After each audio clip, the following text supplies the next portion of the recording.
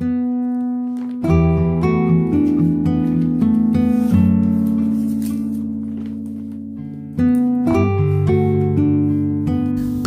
Samuel, capítulo 6. Diz assim: A arca do Senhor esteve 7 meses na terra dos filisteus. Estes chamaram os sacerdotes e os adivinhos e perguntaram: Que faremos com a arca do Senhor? Digam-nos como a devolveremos para o seu lugar. Eles responderam: Se devolverem a arca do Deus de Israel, não a mandem vazia, mas enviem também a ele uma oferta pela culpa. Então vocês serão curados e saberão por que a mão dele continua pesando sobre vocês. Então os filisteus perguntaram: Que oferta pela culpa devemos mandar? Os sacerdotes e adivinhos responderam: Mandem 5 tumores de ouro e 5 ratos de ouro, segundo o número dos governantes dos filisteus, porque a praga é uma e a mesma sobre todos vocês e sobre todos os seus governantes. Façam imitações dos tumores e dos ratos que andam destruindo a terra e deem glória ao Deus de Israel. Assim ele talvez alivie a sua mão de cima de vocês e do Deus e da terra de vocês. Por que vocês endureceriam o coração como os egípcios e Faraó fizeram? Não é verdade que depois que Deus os maltratou, eles deixaram os israelitas sair e eles foram embora?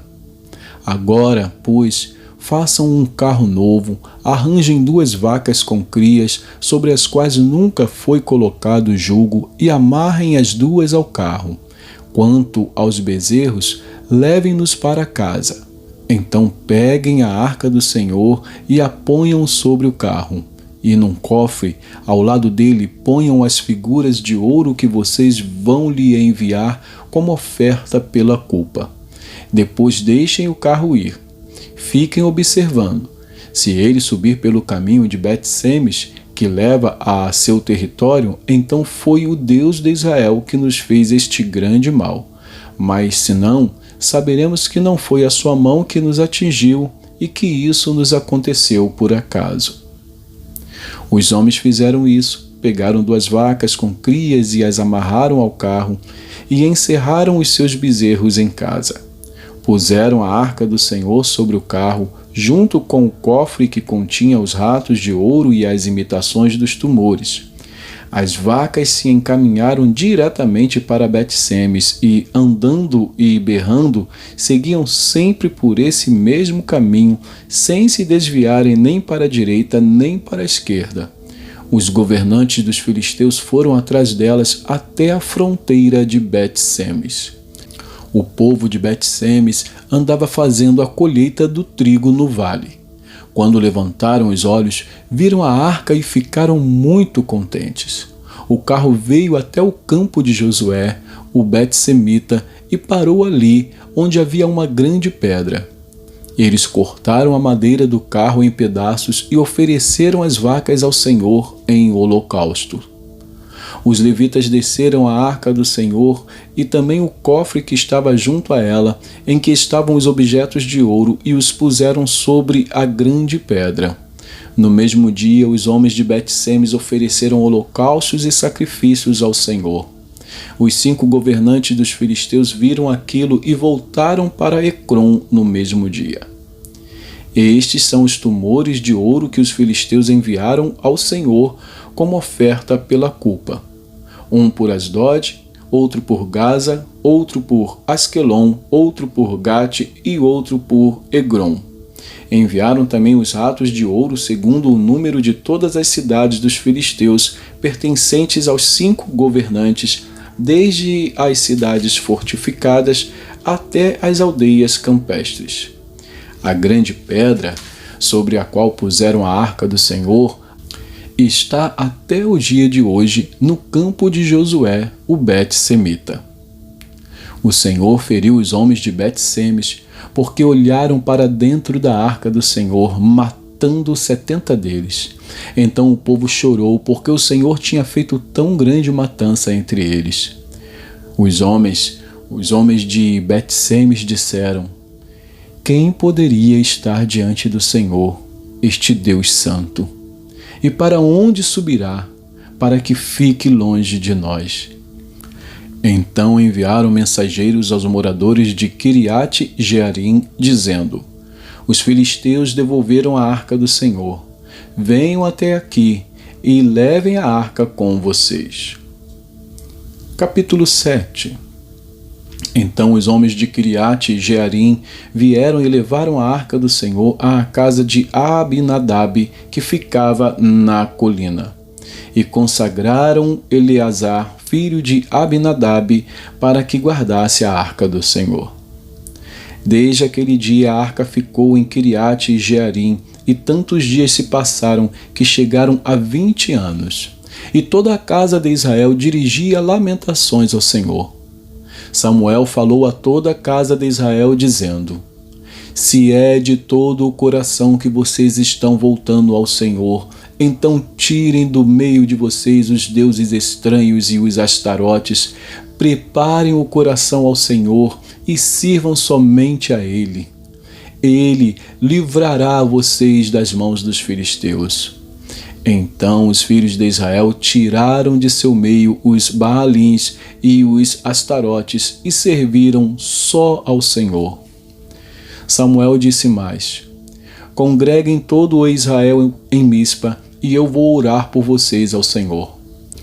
Congregaram-se em Mispa, tiraram água e a derramaram diante do Senhor, jejuaram aquele dia e ali disseram: Pecamos contra o Senhor. E Samuel julgou os filhos de Israel em Mispa. Quando os filisteus ouviram que os filhos de Israel estavam congregados em Mispa, os governantes dos filisteus saíram para atacá-los. Quando os filhos de Israel ouviram isto, tiveram medo dos filisteus. Então os filhos de Israel disseram a Samuel: Não cesse de clamar ao Senhor nosso Deus por nós, para que ele nos livre das mãos dos filisteus. Então Samuel pegou um cordeiro que ainda mamava e o sacrificou em holocausto ao Senhor. Samuel clamou ao Senhor por Israel, e o Senhor lhe respondeu. Enquanto Samuel oferecia o holocausto, os filisteus chegaram para lutar contra Israel. Mas naquele dia o Senhor trovejou com grande estrondo sobre os filisteus. Eles entraram em pânico e foram derrotados pelos filhos de Israel. Os homens de Israel saíram de Mispa, perseguiram os filisteus e os derrotaram até abaixo de Bet-car. Então Samuel pegou uma pedra e a pôs entre Mispa e Sem, e lhe deu o nome de Ebenezer, dizendo: Até aqui nos ajudou o Senhor. Assim os filisteus foram abatidos e nunca mais vieram ao território de Israel, porque a mão do Senhor esteve contra eles todos os dias de Samuel.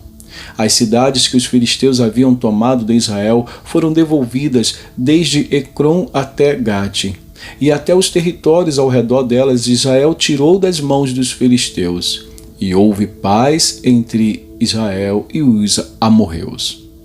E Samuel julgou Israel durante todos os dias de sua vida. De ano em ano, fazia uma volta, passando por Betel, Gilgal e Mispa, e julgava Israel em todos esses lugares. Porém, voltava a Ramá, porque a sua casa estava ali, onde julgava Israel e onde edificou um altar ao Senhor. Vamos a Jeremias. Jeremias, capítulo 23. Jeremias 23 diz assim: Ai dos pastores que destroem e dispersam as ovelhas do meu pasto, diz o Senhor. Portanto, assim diz o Senhor, o Deus de Israel, a respeito dos pastores que apacentam o meu povo. Vocês dispersaram as minhas ovelhas e as afugentaram e não cuidaram delas. Mas eu tratarei de castigar vocês por causa das maldades que praticaram, diz o Senhor.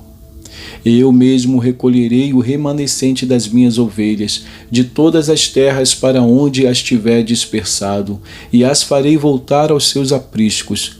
Serão fecundas e se multiplicarão. Porei sobre elas pastores que as apacentem, e elas jamais terão medo, nem ficarão assustadas, nenhuma delas faltará, diz o Senhor. Eis que vem dias, diz o Senhor, em que levantarei a Davi um renovo justo, e como rei que é, reinará, agirá com sabedoria e executará o juízo e a justiça na terra. Nos seus dias, Judá será salvo, e Israel habitará seguro. E este será o nome pelo qual será chamado: Senhor, Justiça Nossa. Portanto, eis que vem dias, diz o Senhor, em que nunca mais dirão: tão certo como vive o Senhor, que tirou os filhos de Israel da terra do Egito. Mas, tão certo como vive o Senhor, que tirou e trouxe a descendência da casa de Israel da terra do norte e de todas as terras para onde os tinha dispersado, e habitarão na sua própria terra. A respeito dos profetas, o meu coração está partido dentro de mim. Todos os meus ossos estremecem. Sou como um homem embriagado e como um homem vencido pelo vinho, por causa do Senhor e por causa das suas santas palavras. Porque a terra está cheia de adúlteros e chora por causa da maldição divina. Os pastos do deserto estão secos, porque o modo de vida deles é mau e seu uso da força não é reto. Pois tanto o profeta como o sacerdote estão contaminados. Até na minha casa achei a sua maldade, diz o Senhor. Portanto, o caminho deles será como lugares escorregadios na escuridão, para a qual serão empurrados e na qual cairão. Porque trarei sobre eles a calamidade, o ano da sua punição, diz o Senhor. Nos profetas de Samaria vi algo que causou desgosto. Profetizaram por Baal e fizeram o meu povo de Israel andar errante. Mas nos profetas de Jerusalém vejo coisa horrenda.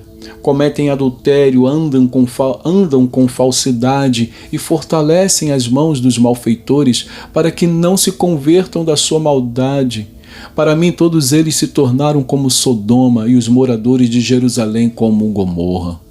Portanto, assim diz o Senhor dos Exércitos a respeito dos profetas: eis que os alimentarei com absinto e lhes darei de beber água envenenada, porque dos profetas de Jerusalém se derramou a impiedade sobre toda a terra.